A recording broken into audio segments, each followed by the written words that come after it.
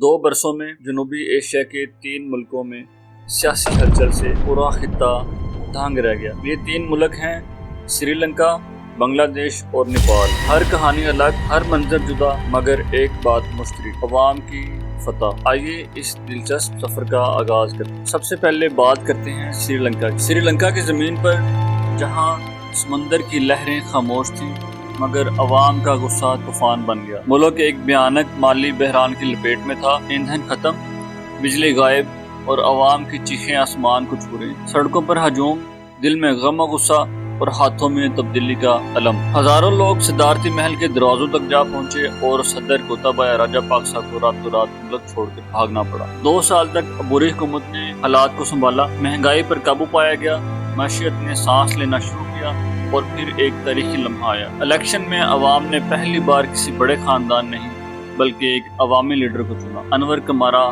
دسانی کی، national Peoples power کے سورما۔ یہ تھا ارگالیہ تحریک کا جد، وہ تحریک جس نے عوام کے دل جوڑ دیے اور طاقتور خاندانوں کو جھکا دیا۔ آج سری لنکا ترقی کی راہ پر گامزن ہے، مہنگائی کم ہو رہی ہے، ڈالر کے ذخائر بڑھ رہے ہیں۔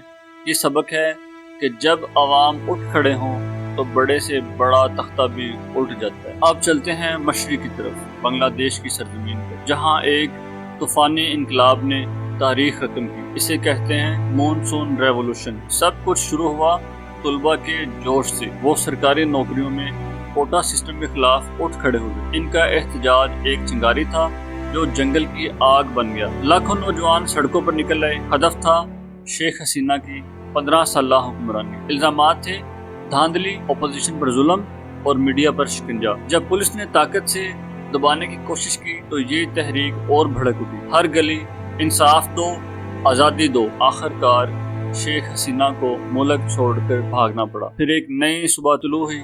نوبل انعام یافتہ محمد یونس نے عبوری قیادت سنبھالی۔ انہوں نے فوراً اصلاحات کا اعلان کیا: پولیس ریفارمز، احتساب کمیشن اور آزاد انتخابات کی تیاری۔ اب بنگلہ دیش 2026 کے انتخابات کی طرف بڑھ رہا ہے۔ نوجوانوں کے چہروں پر امید کی چمک ہے اور دل میں نئے مستقبل کا خواب۔ یہ کہانی بتاتی ہے کہ جب طلباء اور نوجوان اٹھتے ہیں تو برسوں کی حکومتیں راتوں رات ڈھیر ہو جاتی ہیں۔ اب ہم چلتے ہیں ہمالیہ کے دامن میں، نیپال، جہاں ایک چھوٹی سی چنگاری نے پورے ملک کو جھنجھوڑ دیا۔ سب کچھ اس وقت شروع ہوا جب حکومت نے اچانک بڑی سوشل میڈیا ایپس پر پابندی لگا دی۔ فیس بک، انسٹاگرام، یوٹیوب، واٹس ایپ سب بند، مگر ٹک ٹاک کھلا رہا۔ عوام نے کہا یہ سب کرپشن چھپانے کی سازش ہے۔ غصہ سڑکوں پر پھٹ پڑا۔ ہزاروں نوجوان کٹمنڈو کی گلیوں میں نکل آئے۔ یہ تھی جنریشن زی، وہ نسل جو نوکریوں کی تلاش میں ہے مگر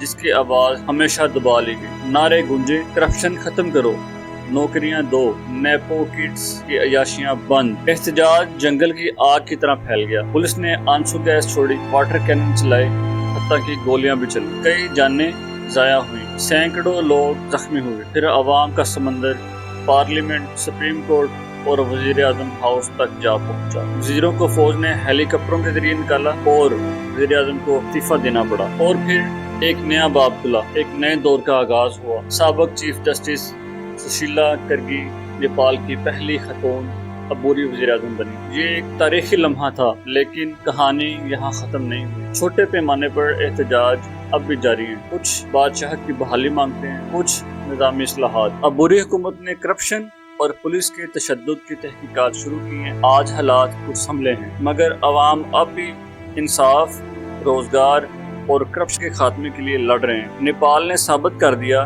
کہ جب عوام کا جوش جاگتا ہے تو حکومتیں دنوں میں تبدیل ہو جاتی ہیں، مگر اصل امتحان ابھی باقی ہے۔ کیا انصاف ملے گا؟ کیا نوکریاں ملیں گی؟ کیا کرپشن کا خاتمہ ہوگا؟ تو دوستو، یہ تھی 3 ملکوں کی دلچسپ، دل دہلا دینے والی کہانی۔ سری لنکا، بنگلہ دیش اور نیپال، 3 مختلف منظر، 3 الگ کہانیاں، لیکن ایک ہی نتیجہ: عوام کی جیت۔ اب سوال یہ ہے، کیا یہ تبدیلیاں خطے کے مستقبل کو نئی شکل دیں گی اور اگلی باری اس کی ہے؟ آپ کیا سوچتے ہیں؟